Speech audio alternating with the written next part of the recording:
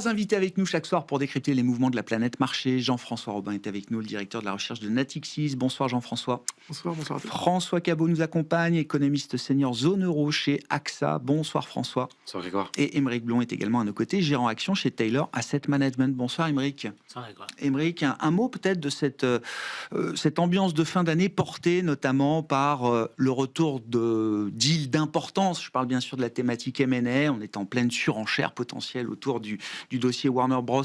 Discovery, mais c'est vrai qu'il y a eu une cinquantaine de deals, peut-être de plus de 10 milliards de dollars au cours de cette année, avec un marché des fusions-acquisitions global qui va être à peu près 30% supérieur à ce qu'on avait connu l'an dernier, alors qui n'était pas une bonne année, me faisait remarquer Jean-François Robin, mais il y a quand même l'idée peut-être d'une reprise de cette thématique des fusions-acquisitions. Qu'est-ce qu'on peut en dire, et est-ce qu'il y a déjà des enseignements à retirer effectivement de cette année 2025 de ce point de vue-là, Émeric? Bah déjà, effectivement, je pense qu'il y a un effet de base qui était négatif. Donc, ça joue un petit peu en la faveur du thème M&A sur les marchés. Après, oui, on a eu beaucoup d'opérations de très grande ampleur, mais c'est parce qu'il y avait beaucoup de moyens disponibles en fait dans les trésoreries des sociétés qui par ailleurs cherchaient un petit peu soit la masse critique sur certains marchés, soit une nouvelle orientation pour leur business. On sait qu'il y a l'IA qui va arriver, qui va sauter fortement beaucoup de ces métiers, notamment dans la création visuelle. Après, dans le cas de Netflix par exemple, il y avait cette idée constante de pouvoir mettre la main sur des concepteurs de contenu, donc des studios de production. Ça a été un très très gros problème pour Netflix pendant très longtemps.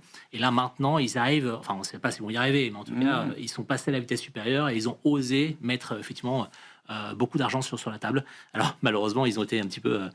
oui, la bataille commence. Voilà, la bataille commence. Il y a une bataille qui s'est engagée. Ouais. Après, je suis pas inquiet pour Netflix. Ils ont effectivement beaucoup de liquidités à disposition. Mais effectivement, oui, dans l'IA aussi, il y a eu des énormes deals qu'on n'a pas vus parce que n'étaient pas cotés. Ah bah oui.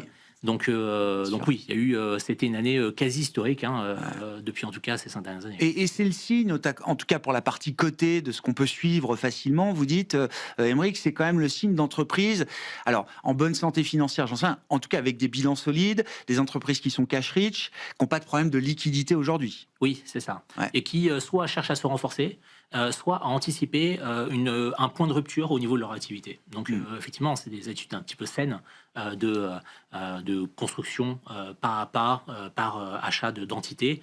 Quelque part, on reprend un cycle normal d'activité sur le M&A. On avait peut-être un peu perdu l'habitude de dépenses, de très grandes dépenses dans le domaine de la technologie, des infrastructures, etc. Mais aujourd'hui, ce sont des secteurs qui sont vraiment avec beaucoup d'argent, qui avaient peu d'idées jusqu'à présent. Et là, les idées commencent à arriver. Et en tout cas, il y a volonté aussi de passer à l'action. On verra d'ailleurs dans quelle mesure la politique antitrust aux États-Unis peut accompagner ou freiner ce mouvement. C'est vrai que beaucoup, à partir du moment où Donald Trump a été élu, anticipaient un boom de M&A délirant. Donald Trump étant un dealmaker, comme il le dit lui-même.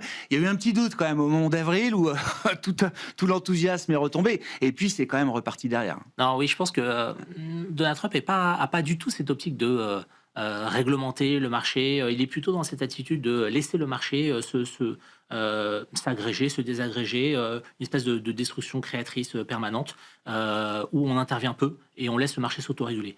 Et c'est vrai qu'il a toujours beaucoup pensé comme ça. Au début, comme vous disiez, on a eu un peu peur qu'il intervienne un petit peu trop sur beaucoup de deals. Là d'ailleurs, effectivement, là, pour Netflix, ça a pas manqué. Ouais. Mais la vérité, c'est qu'il fantasme beaucoup de champions nationaux et il perçoit beaucoup de menaces un petit peu... à 360, l'Europe, le reste du monde, la Chine, etc. Et il perçoit ça comme vraiment un environnement vraiment très agressif et à même de perturber un petit peu l'écosystème industriel américain. C'est un bon environnement aujourd'hui pour le thème M&A en général? Je sais pas, en tout cas, là c'est un joli film. La bataille qui s'annonce avec d'un côté... la famille Ellison et Paramount. Et Netflix plutôt démocrate dans ses prises de position, qui ne plaisait évidemment pas à Trump, qu'il a peut-être... Dire que le biais politique est partout aujourd'hui, Jean-François, y compris dans le monde du business. Tout est politique. Tout est politique. Non, effectivement. Après, on est dans un moment quand même, là aussi, on va en parler tout à l'heure, mais d'économie qui se tient, de taux d'intérêt qui vont plutôt baisser aux États-Unis, de sociétés, ça a été dit juste avant, en position de cash confortable. Et donc, oui, c'est plutôt un environnement finalement favorable. On avait beaucoup de peurs sur la géopolitique, sur Trump, etc. Mais on voit que des peurs qui sont sans doute justifié pour beaucoup d'entre elles, mais tout de même, on a un environnement sur lequel les entreprises arrivent à naviguer. Quand on voit les résultats d'entreprises, que ce soit d'ailleurs en Europe ou aux États-Unis, on est très agréablement surpris. Encore une fois, cette résilience des sociétés. L'Europe, visiblement, est un peu en retard dans la thématique M&A. Alors, il y a peut-être des déclics à venir. Hein. Je regardais l'indice Argos des PME, la valorisation des PME non cotées en Europe, qui a un plus bas de près de 9 ans aujourd'hui. Hein. Je crois que les transactions au troisième trimestre se font sur une valorisation médiane, en l'occurrence de 8,7 fois l'EBITDA. Ça doit être un plus bas aujourd'hui. C'est le genre d'environnement où on se dit que oui, effectivement, la thématique M&A en Europe, en tout cas, peut être un soutien aussi, peut-être à un moment, pour des gestionnaires d'actifs, Aymeric. Oui, je pense, oui, tout à fait, parce que d'une part, il y a cette dissonance de croissance entre les deux zones. Parce qu'effectivement, on a parlé de publications, très justement, c'est que les publications aux États-Unis ont été excellentes ces derniers trimestres, hein, on peut dire ça, alors qu'elles ont été plutôt flattish médiocres en Europe. Donc il y a ce déficit de croissance qui doit se substituer à quelque chose. Donc oui, il pourrait y avoir effectivement du M&A pour contrebalancer un peu ces mouvements. Le fait que les États en ce moment, on vote beaucoup de budget en France, en Allemagne. Ça pose un petit problème d'inertie. On se dit, on va attendre que les budgets soient votés avant de passer à l'action, etc., sur le déploiement de notre cash. Il y a beaucoup de sociétés en Europe qui sont un peu en mode un peu attentiste, clairement. Mais le marché européen n'a jamais été aussi peu cher par rapport aux US. On est à 34% de décote par rapport aux US. Historiquement, on est à 17% sur 30 ans. Donc aujourd'hui, oui, sur la partie large cap, on est à un bon endroit. Si la consommation se tient, si les paramètres macroéconomiques ne se dégradent pas plus, normalement, on est plutôt pas mal pour le futur. Bon, d'ailleurs, à propos de paramètres macroéconomiques, quand on parle de l'Europe et de la zone euro, François, alors Aymeric aimerait que les paramètres macroéconomiques ne se dégradent pas plus. Est-ce qu'ils peuvent même, à l'inverse, s'améliorer, voire continuer peut-être de s'améliorer? Il y a l'idée quand même d'une reprise assez silencieuse qu'on ne voit pas ou qu'on ne perçoit pas encore très bien, mais c'est quand même le consensus ou ce qui forge le consensus de 2026, François. Vous y adhérez chez AXA? Oui, absolument, tout à fait. Il faut remarquer effectivement la remarquable résilience des économies mondiales, américaines, européennes, face à l'incertitude géopolitique qui a été croissante tout au long de l'année 2025, ce à quoi effectivement les entreprises ont répondu plutôt présentes côté investissement, ce qui a été une grande surprise quand on regarde les relations historiques vis-à-vis de l'incertitude géopolitique ou de politique économique vis-à-vis de l'investissement. Ça s'est extrêmement bien passé. Et là, on voit effectivement le sous-jacent micro et d'équilibre financier qui a joué à plein. Et là-dessus, effectivement, on a une dynamique sur 2026 et 2027, surtout 2026, qui va s'engager autour de l'élargissement de cette base, avec des plans budgétaires tout à la fois en Europe et aux États-Unis, on peut aussi en parler évidemment au Japon, qui vont faire qu'on a quand même ce vent en poupe avec des baisses de taux, principalement aux États-Unis, qui risquent d'alimenter effectivement cette croissance. Alors je dis risque peut-être en mauvaises conditions, mais plutôt c'est plutôt une bonne risque positif. Risque positif, oui, c'est ça, bien sûr. Avec non pas un emballement, mais en tout cas un optimisme modéré sur effectivement une croissance qui séquentiellement devrait s'améliorer. En Europe, aux États-Unis, on attend quand même un point bas post-shutdown et avec les effets des tarifs sur la première partie de 2026. Par contre, effectivement, les investissements reprenant post-baisse de taux de la Fed que nous avons encore jusqu'à la fin du premier semestre 2026 pour effectivement continuer à alimenter cette croissance américaine également. Et sur l'Europe spécifiquement, qu'est-ce que vous dites, François? Vous parliez des impacts de l'incertitude. Je sais pas, dans un pays comme la France, j'ai plus en tête la décomposition précise de la croissance du troisième trimestre, mais j'ai en tête quand même que la partie investissement et que l'investissement des entreprises dans les logiciels, dans l'IT, est quelque chose qui contribue positivement à la croissance française aujourd'hui. Oui, tout à fait. Alors, François. La France est un cas qui de plus en plus se juge à part par rapport à la dynamique européenne, parce que quand vous regardez les enquêtes de conjoncture, vous vous rendez vraiment bien compte que, alors évidemment, vous avez l'Espagne qui est au-dessus de tout le monde, l'Allemagne redore son blason de croissance, l'Italie se porte pas mal, et en fait, on a comme une divergence assez notable quand on regarde les enquêtes PMI, typiquement, qui est à noter. Donc là-dessus, la résistance a été forte. Par contre, est-ce que la France, au même titre que les autres pays, vont pouvoir suivre le train qui réaccélère? Ça, c'est pas du tout évident sur 2026. Vous dites le décrochage de la croissance française, il est peut-être devant nous. par rapport au moi, reste du groupe. plutôt zone que euro. décrochage, je dirais plutôt que le rater le train de l'accélération. D'accord, ok. Voilà, parce qu'effectivement, la Oui. résilience a été Je là. comprends. Il n'y a pas de raison que la résilience s'effrite complètement en 2026 dans un scénario sans élection, ce qui, je pense, est scénario de tout le monde de base. Et dès lors, par contre, de maintenir une croissance qui tournerait autour de 0,8-0,9 en 2026, alors que l'ensemble des autres pays vont plutôt accélérer fortement. Ouais, bon. Ça veut dire quand même que l'incertitude, finalement, les entreprises, les agents économiques s'y habituent, Jean-François. Il y a ce qu'on lit dans les enquêtes, et il y a toutes les raisons, évidemment, quand on répond à des enquêtes, de pas forcément répondre de manière très enthousiaste, ça je l'entends. Et puis il y a la réalité des chiffres, des résultats et des performances économiques derrière. Oui, il y a une très bonne, intéressante étude qui a été faite par la Commission européenne qui illustre très bien ça et que moi je vis tous les jours dans mon boulot, qui est de rencontrer beaucoup de chefs d'entreprise, où quand on demande aux chefs d'entreprise qu'est-ce qu'ils pensent de la situation, ils sont très inquiets sur la situation macroéconomique, il n'y a rien qui va, c'est la catastrophe, etc. Et vous allez comment dans vos entreprises? Moi, ça va très bien. Ah ouais, c'est ça. Et donc, alors, il y a peut-être un biais statistique, vous voyez les entreprises qui vont bien, je ne sais pas, mais quand même, c'est exactement ce que montre cette étude sur le ressenti et la réalité. Et encore une fois, on a tous l'impression que la France est en retard. Au troisième trimestre, la France fait la deuxième plus forte croissance de l'Europe derrière l'Espagne, quoi. Les Pays-Bas, qui est le bon élève de l'Europe depuis toujours, fait 0,3, nous on fait 0,5, on a fait 0,3 au T2, l'Allemagne fait 0, l'Italie fait 0. Bon, on va faire 2 fois plus de croissance que l'Italie, que tout le monde cite en exemple. Bon, oui, l'Espagne est à part, avec quelque chose de très intéressant. Ça fait 3 ans qu'ils n'ont pas de budget, mais en même temps, Pedro Sanchez est à 2 doigts de tomber lui aussi, donc on va voir, il y a plein d'incertitudes politiques là-bas aussi, mais on est quand même sur une espèce de résistante, moi qui me frappe, hein. Nous on dit 0,8, 0,9 cette année en France, avec quasiment tous les moteurs, hein. Même la consommation n'est pas négative, hein. Sur les 2 derniers trimestres, c'est plus 0,1, plus 0,1, c'est rien du tout. Je rappelle que la France, excusez-moi, hein, c'est quelque chose que j'ai pas peut-être ressenti, mais la France est le pays en Europe où on gagne le plus de pouvoir d'achat. Et pourtant, la consommation ne redémarre pas, et c'est quand même assez intéressant. Mais n'empêche que tous les moteurs sont finalement assez au vert en France, malgré cette comédia dell'arte politique, malgré le risque de Trump. Nous, on a pricé ça, hein, on a fait dans nos petits modèles. C'est 0,2 de moins dû à l'incertitude politique. C'est 0,1 pour la France, hein, je parle, c'est un peu plus. C'est 0,1 pour les tarifs. Si vous mettez 0,3 en plus, on est au potentiel. Ouais. Donc en fait, la croissance française est tirée par les entreprises qui vont pas mal. Alors évidemment, là aussi, biais statistique, qui va peut-être se retourner un peu en notre défaveur, mais ce qui a beaucoup porté le T3, pourquoi c'était si fort, c'est qu'en fait, tout d'un coup, Airbus qui livrait jusque-là, qui produisait jusque-là des planeurs, s'est mis à produire des avions, et tout d'un coup, il les exporte, parce que c'est plutôt ce que cherche le reste du monde aujourd'hui, et tout d'un coup, ces exports explosent.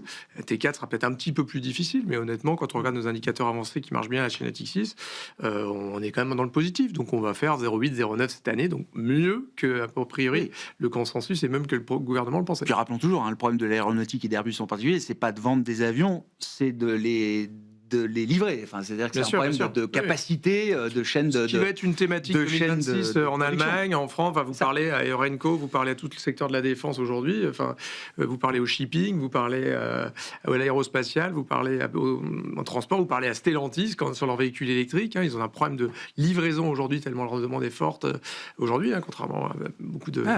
Je rappelle, les voitures électriques depuis le début de l'année en Europe, c'est plus 22%. Hein, on entend souvent que ça ralentit, mais je voudrais savoir où.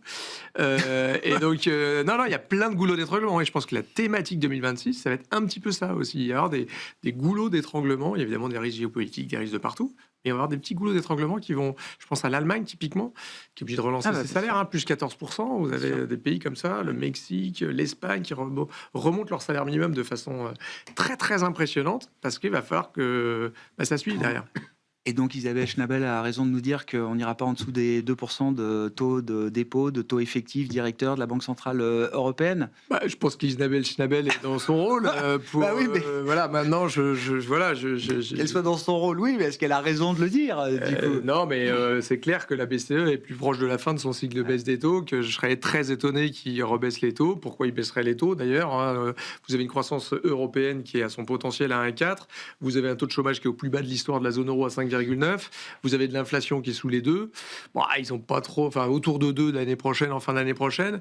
Ils n'ont pas énorme, un euro qui va peut-être se renforcer, on va voir. Hein, mais pour l'instant, si vous êtes dans un logiciel BCE classique, néoclassique, vous n'avez pas de raison de baisser les taux. Maintenant, si vous projetez dans un jeu de concurrence, d'union de marché de capitaux qui n'arrive pas, de compétition internationale, de l'Europe en danger existentiel, et ben là, la BCE doit faire plus. Et puis je me projette, on en parlera peut-être après, mais on va entrer dans un monde 2026 où la Fed va être plus aux ordres du gouvernement américain, de Trump.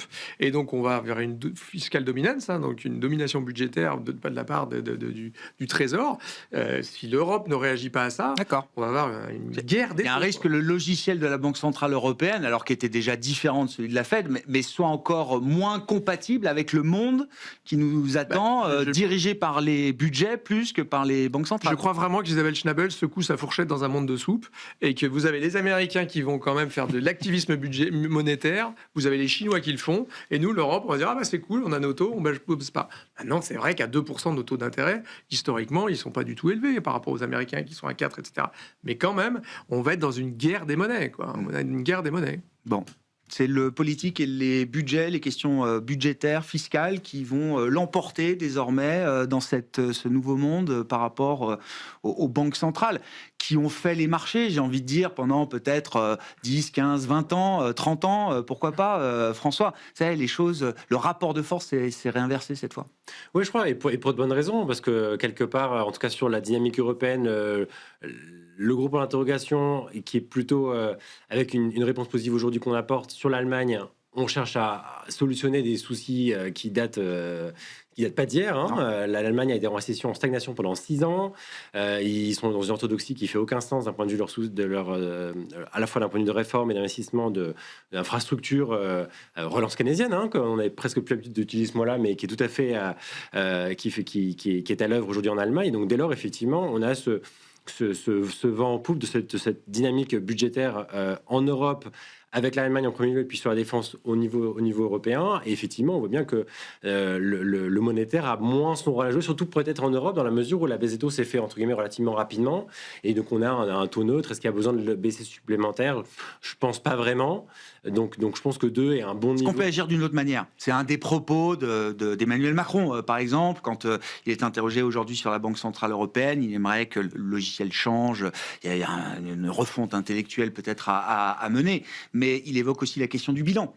La BCE continue de vendre, d'être nette vendeuse de titres obligataires souverains, alors que la Fed, au moment où on se parle, vient d'arrêter, justement, par exemple.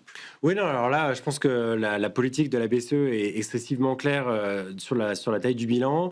On va être sur une politique qui est tout à fait, comment on appelle ça, derrière les rideaux, où on cherche à limiter la casse en réduisant passivement son bilan. Il n'y a aucune velléité d'aller changer ça dans les prochains mois ou dans les prochains trimestres. Donc là-dessus, il y a d'ailleurs un bon discours d'Isabelle Schnabel sur la question, qui est d'ailleurs en charge de cette question-là précisément il y a quelques semaines. Et elle a en gros donné le là sur ce qui allait se passer, sur ce que la BCE allait Donc non décider. seulement les taux ne bougent pas, mais on va continuer de réduire le bilan pour un temps encore. Voilà. Et du coup, qui a d'ailleurs, et c'est peut-être que ça, là où les marchés réagissent, ou en tout cas price depuis plusieurs semaines, pas qu'aujourd'hui sur la partie courte, on a le taux effectif de refinancement à court terme, donc de marché monétaire, qui est donc tout près du taux dépôt, un peu en dessous d'ailleurs, qui s'en rapproche. Et avec, à l'horizon 2 ans, pour nous, on anticipe chez AXA, effectivement, que ce taux effectif de marché monétaire va remonter vers le taux de refinancement, d'opérations de refinancement habituelles. Et donc, du coup, vers les 2,15. Et donc, du coup, ce qui voit effectivement une sorte de remontée, ou en tout cas de resserrement de politique monétaire, ce qui en fait n'est pas le cas. Mais de fait, en fait, on va avoir une forme de resserrement derrière les rideaux, bien caché. Mais là-dessus, la partie, je pense, de la banque, du bilan est vraiment on n'a pas à attendre grand-chose et se dire que la BCE va continuer à rouler de manière prudente et de manière prédictive surtout. Prédictible, oui, pardon, ça. Sur cet élément-là. Et à pas avant fin 26, on pourra avoir quelques remues sur le marché monétaire, mais on a au moins une année là sur lesquelles on a de la marge encore avant d'arriver à un niveau de liquidité du système qui pourrait devenir un peu trop étroite pour. Donc la remontée mécanique que j'indiquais, c'est pas avant le T4 26, donc on a au moins une année là sur laquelle effectivement la séquence monétaire est complètement silencieuse, et ça a effectivement la dynamique budgétaire au moins en Europe, et puis évidemment sur d'autres pays, on peut l'évoquer, qui va être centrale pour les marchés. D'accord avec ça, Jean-François? Oui, et puis exactement, je trouve. je reviens à mon point de tout à l'heure, de la compétition entre les grandes économies et notamment l'arme monétaire là-dedans. Et on voit la BCE, moi je suis complètement d'accord avec ce que fait la BCE, avec ce que dit dit, François, ouais. parce qu'avec la BCE, voilà, nous a dit, je ne toucherai plus à mes taux, peut-être à 25 si vraiment on me tord le bras, mais disons que ce soit stabilité des taux, c'est le plus probable. Et puis, mon quantitative tightening qui continue. De l'autre côté, vous avez une Fed qui va peut-être baisser de 100 points de base et qui a déjà arrêté la réduction de son bilan après en avoir réduit seulement de 25%. Donc, on se retrouve avec un bilan de la Fed quand même hypertrophié par rapport à ce que c'était avant. Ils avaient toujours dit qu'ils voulaient un monde de liquidité plus abondant. Et s'il y avait avec ça, vous avez un changement de gouvernance au sein du FOMC avec un peu des pressions pour que finalement on finance la dette publique. Encore une fois, je reviens avec ma thématique de la fiscale dominante. Parce que nous, c'est une des grandes thématiques 2026. On a un truc très différent de financement de l'État américain par rapport au financement des États européens. Et je pense que c'est un peu ce que dit Macron aujourd'hui en disant attention, on se retrouve dans une compétition globale, ça dérégule ici. C'est un concours de beauté. Voilà, on commence à un truc de compétitivité qui va poser problème si on a de l'activisme budgétaire, de l'activisme monétaire, de la dérégulation d'un côté et une Europe qui est certes droit dans ses bottes mais qui s'enfonce quoi. Qu'est-ce qu'on va attendre des entreprises européennes dans ce contexte-là, Aymeric? Déjà, est-ce que le contexte monétaire, les paramètres monétaires du moment, on parlait de l'économie, de l'incertitude, est-ce que les paramètres monétaires fixés par la BCE sont des paramètres qui peuvent convenir à nos entreprises pour se développer, délivrer de la performance? Et est-ce qu'à horizon 2026, est-ce que tout ça va enfin se matérialiser dans une croissance bénéficiaire un peu globale du système entreprise coté? La croissance sur la partie société, j'en sais rien, mais je ne peux pas la prédire. Mais après, effectivement, on en a parlé. Le discours des sociétés, quand on se projette à fin du T4, là, 2025, et puis l'année 2026, voire même 27, il y a des gens qui font des projections là-bas. On a effectivement un discours où les sociétés disent « oui, ça va plutôt bien ». Et on s'attend que ça encore aille s'améliorer. Donc on a vraiment cette dissonance entre ce qu'on entend dans l'actualité économique, macroéconomique et le discours microéconomique des sociétés. Donc il y a cette dissonance. Elle est en place et je pense qu'elle peut encore se creuser un peu plus si effectivement on évoquait cette question de taux. Pour moi qui suis gérant action, c'est une question de momentum en fait les taux. Dans le sens où ça ne va pas vraiment impacter le profil des sociétés dans lesquelles j'investis. Par contre, ça va impacter l'ambiance dans laquelle on investit et les marchés. La psychologie du marché. La psychologie de marché. Quand historiquement on baisse les taux, les marchés montent, les marchés actions montent.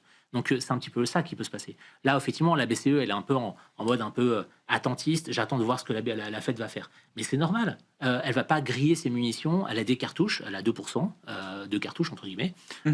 Pour les coups durs, elle va pas aller les griller maintenant. Ça sert à rien de baisser les taux. L'inflation est relativement sous contrôle.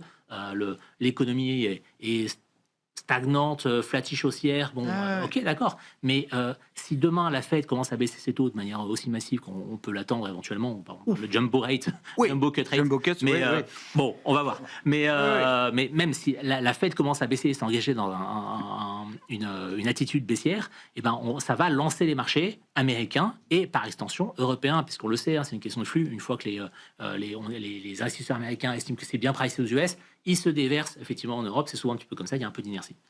Est-ce que ce mouvement-là, est-ce qu'il peut être accompagné, encore une fois, par de la croissance bénéficiaire des entreprises européennes? Encore une fois, je parle des entreprises cotées, et c'est vrai que quand même, ce qu'on voit depuis une paire d'années maintenant, c'est que on arrive plutôt en fin d'année à des croissances bénéficiaires nulles sur les 12 mois glissants, Aymeric. Ce qui n'empêche pas le marché de bien faire, mais c'est ce qu'on appelle de l'expansion de multiples avant tout. Je parle sous votre contrôle. Oui, bien sûr. Mais après, voilà, il faut garder en tête que les sociétés européennes, elles font à peu près 60% de leurs bénéfices par action hors d'Europe. Donc déjà, ça c'est une composante. C'est-à-dire que si ça va mieux dehors, ça peut... et qu'en plus, en Europe, on commence à retrouver un petit peu d'allant. Et puis ça veut dire que la question du change a été peut-être aussi un détracteur de performance pour pas mal d'entreprises cette année. Effectivement, quand on se prend 15 à 20% de coûts de devises, ça peut avoir un impact sur la bottom line, mais le résultat net.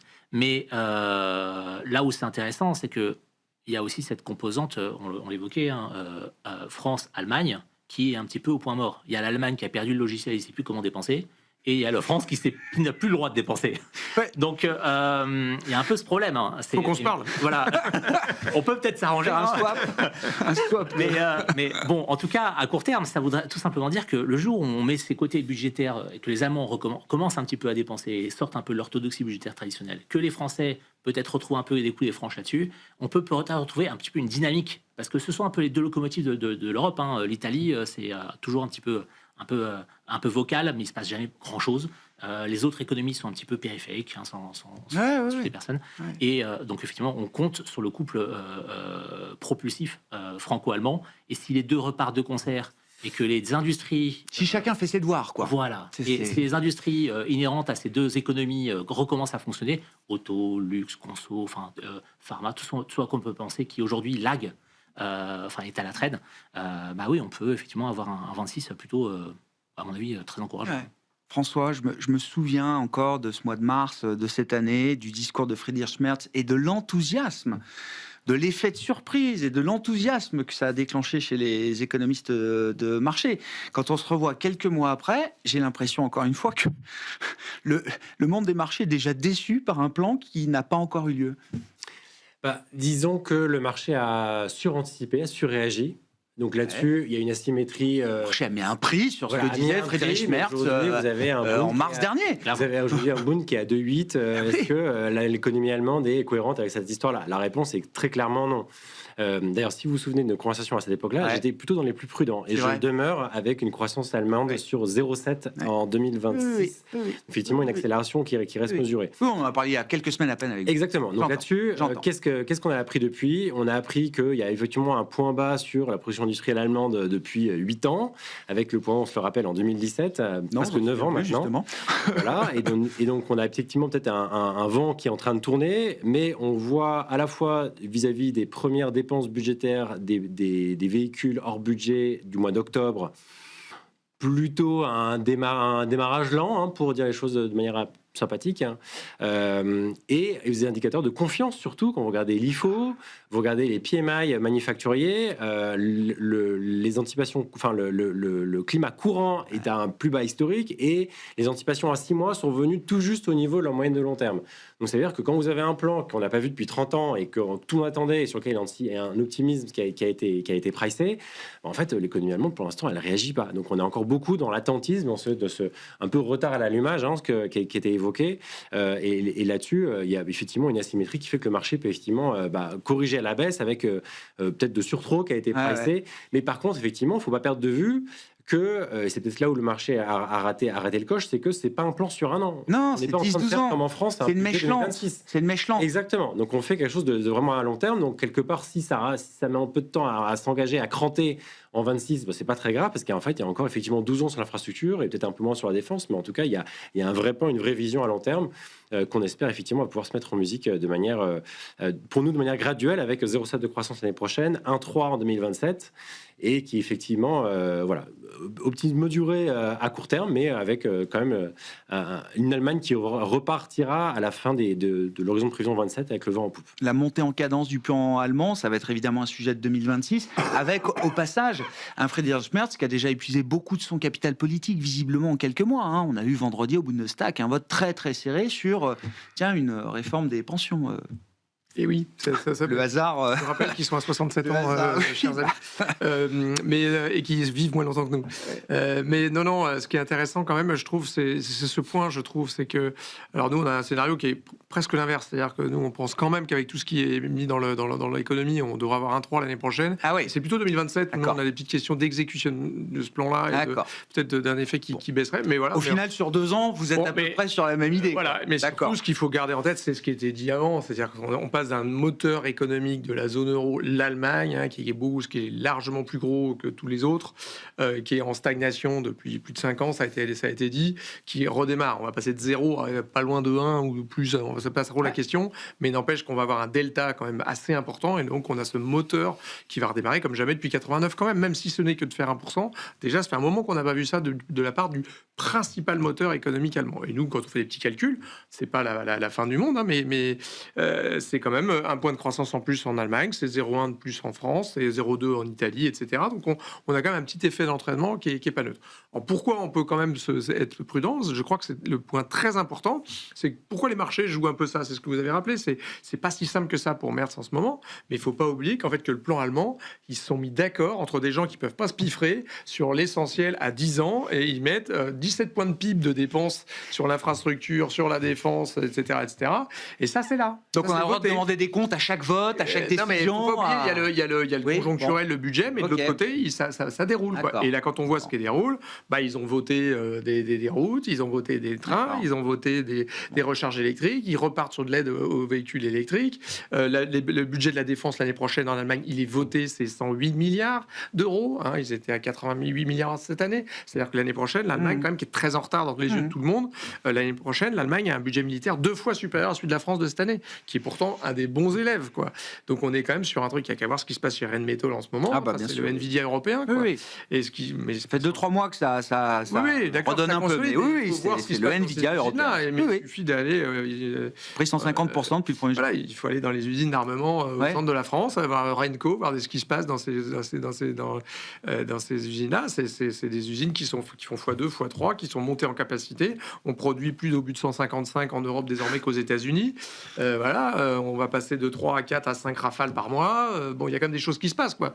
En même temps, on n'est pas capable d'abattre un drone qui passe au-dessus de l'île Longue, mais c'est un autre sujet. On voit bien qu'on n'est pas prêt complètement, mais en tout cas, qu'il y ait des effets macroéconomiques évidents là-dedans. Ça me semble vraiment une évidence qu'il y a quand même un moteur de l'économie européenne et presque mondiale. Hein. L'Allemagne, c'est plus de 5 points de PIB mondial quand même. Hein.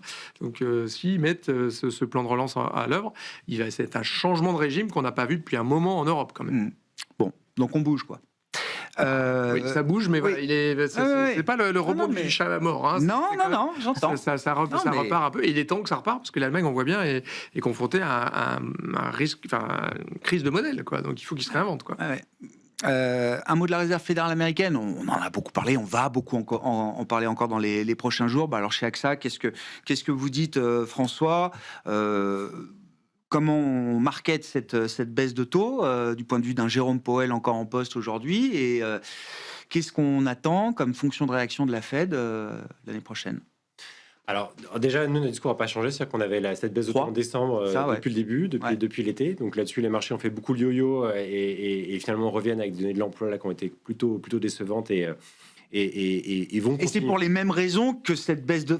la baisse de, vous la prévoyez à l'été, et c'est bien pour les raisons pour lesquelles vous la prévoyez qu'elle va être délivrée. Exactement. C'est pas pour autre chose. Exactement. Donc là-dessus, évidemment, on aura beaucoup de nouvelles post-Fed avec les payrolls qui vont rattraper la suite et pour avoir donné plus ample. Mais on se rend quand même bien compte que le momentum de ce côté-là est quand même très net. Vous voyez le H1 qui est largement en création d'emploi, le H2 on est à 0 ou un peu en négatif selon l'enquête ADP. Donc là-dessus, il n'y a pas trop de sujets. Donc je pense que de ce côté-là, cette baisse de taux, elle est évidemment actée et il n'y a pas de raison qu'on ait un changement de direction de l'économie à court terme. Donc là-dessus, ce que va dire Jérôme Powell, c'est on fait nos 3 baisses. Enfin, on l'a fait. Donc on fait notre dernière baisse de taux. On a globalement on s'arrête sur la prévention, c'est-à-dire se dire que voilà, on le côté assurantiel, qu'on se disait on va envoyer l'économie décélérée, mais l'inflation qui était peut-être en phase d'accélération, mais pas tant que ça. Donc du coup voilà, cette phase de préventive d'assurance du landing de l'économie américaine est faite. Et par contre, on a du mal à voir comment est-ce que, une inflation qui repart à la hausse, oui, mais pas aussi forte que la dégradation du marché de l'emploi continue au H1. Donc du coup, nous on a encore 3 baisses de taux en mars, juin et septembre, qui est un petit peu en dessous de là où le marché se price actuellement, et compte tenu des derniers rebonds. Et là-dessus, c'est effectivement de se dire que oui, l'inflation va plutôt être orientée à la hausse sur le premier semestre, mais que la tractation à la baisse, si je peux m'exprimer ainsi, du côté du marché de l'emploi, va permettre à Jérôme Powell de dire, voilà, déjà, on ne fait pas les baisses de taux à chaque meeting. On va arrêter. On fait une pause. D'accord. Et je pense que c'est très facile pour lui de dire ça, parce qu'il va avoir beaucoup de données post ce meeting-là qui va lui permettre de dire, voilà, en voyant en janvier, et puis en fait, on va retourner sur un rythme trimestriel qui est un rythme de prévision. Et avec le signal, je pense, à changer sur les dots, avec une baisse d'auto pricée, enfin en tout cas annoncée par les membres du FOMC, pour se donner une marge de manœuvre, mais pas un changement de discours complet par rapport à ce qu'on avait jusque-là. Bon, avec effectivement une question de pilotage des taux réels, hein, pour le dire autrement. C'est-à-dire qu'on voit plutôt au deuxième semestre 2026 l'inflation américaine quand même se radoucir, Jean-François. C'est ce qui peut justifier la poursuite des baisses de taux à travers 2026. C'est pareil, on fait partie de ceux qu'on n'a pas trop bougé notre scénario, qui était de ça baisse en décembre, ça baisse jusqu'à 3%. Nous, on pense que ça va continuer à baisser jusqu'à 3%, qui sera un tout petit peu en dessous du taux d'équilibre de la Fed, hein, mais pas beaucoup, parce qu'il faut redonner un petit peu de... Voilà, c'est le mandat triple de la Fed, pas le dual Vous intégrez quoi, la stabilité financière ? Il y a un petit peu de tout là-dedans, mais je vais y revenir. Donc oui, on est un peu sur ces baisses des taux de la Fed qui doivent continuer, plutôt au deuxième semestre, puisque c'est la fin des tarifs, c'est un one-off, hein, les droits de douane. Et puis surtout, ce qu'on voit, c'est que Trump vient de s'apercevoir, c'est que ce que j'enseigne à mes étudiants de la Sorbonne, hein, c'est que quand vous montez des taux, des tarifs sur des choses que vous produisez pas, guess what, les prix montent. Donc là, il vient de s'apercevoir qu'effectivement, si vous mettez 25%... La Chine fait $1 trillion d'excédent commercial. 25% de douane sur des avocats que vous ne produisez pas, le prix de l'avocat, il monte de, pas 25, ils ont monté de 21%. Bon, oui, c'était très bien. Et donc, il est en train de rebaisser les droits de douane. Donc, on sent quand même, typiquement, je pense à l'Inde, je pense à un certain nombre de choses, il va plutôt revenir, surtout que là, il est en mauvaise posture dans les sondages, il va revenir. Mais le truc le plus intéressant de 2026, c'est pas ça. Le truc de 2026, le plus intéressant, c'est qu'en début d'année, il va nommer soit Scott Bessent, soit Kevin Hassett à la tête de la Fed, soit un de ses camarades, la voix de son maître. Et donc, il va falloir qu'on pense une Fed moins indépendante. On va falloir qu'on pense éventuellement une courbe des taux qui va beaucoup plus baisser sur la partie court terme, mais qui aurait tendance plutôt à monter sur le long terme. Et en fait, ce qu'on a vécu là, je pense qu'on peut l'avoir en un effet testostéroné de ça. C'est-à-dire que la Fed a baissé ses taux, on l'a rappelé, et les taux américains sont plus hauts qu'avant. Et bien là, si vous avez un Kevin Hassett ou un Scott Bessent qui part dans les jump pockets, en fait, les taux ils doivent être à 1. Je vais vous dire que les taux longs, ils vont pas rester à 4, quoi. Ils vont passer à 5, quoi, hein. Donc, on a peut-être un sujet d'indépendance de la Fed et de stabilité des marchés. Et là, on va il y a un board quand même. Hein. Il y a un board, mais en ce moment, il y a Stéphane Minaran, Lisa Cook qui va se faire remplacer en février, et que derrière, il y a un Kevin Hassett qui arrive. Alors, encore une fois, Stéphane Minaran, il est là de façon temporaire. Mais le curseur est en train de bouger. On a un curseur en tout état de cause qui sera moins indépendant qu'il ne l'était auparavant, ça c'est sûr. Ça va être un sujet important pour le marché action américain, ça, Aymeric. Les taux ? Les taux, la dépendance ou l'indépendance de la Banque centrale américaine. Oui, c'est comme je disais. Dans un marché, alors là, pour le coup, très différent du marché européen, qui est peut-être déjà pricé pour la perfection ou pour quelque chose, en tout cas, de proche de la perfection. Clairement. Non, mais effectivement, hein, comme je disais tout à l'heure, hein, et comme mes collègues l'ont dit si justement, c'est que voilà, les marchés actions ont statistiquement une propension à baisser quand les taux baissent. Donc, à monter quand les taux baissent. Oui. Du coup, si on voit les parties longues vriller revenir à 5%, par exemple, ça peut à un moment... Il y a des points de douleur quand même. Oui, il y a quelques points de douleur, mais après, que je n'ai pas identifié. Mais la vérité, c'est quoi ? C'est qu'effectivement, quand les produits taux rapportent moins, on se réoriente vers des actifs qui rapportent plus. Logique de fou. Le Bitcoin, hein, c'est un petit peu chaud en ce moment. L'or, ça a quand même bien monté. Les produits de taux, on l'a dit, vont baisser. Les actions, pourquoi pas ? Et d'autant plus qu'effectivement, il ne faut pas oublier qu'en ce moment, on est à un tournant majeur sur les actions aux États-Unis, sur la partie CAPEX. Il y a, je vais parler que de l'IA, hein, mais il y a plusieurs centaines, on va dire 400 milliards aujourd'hui qui sont programmés dans les investissements dans l'IA rien qu'en 2025. C'est 800 l'année prochaine.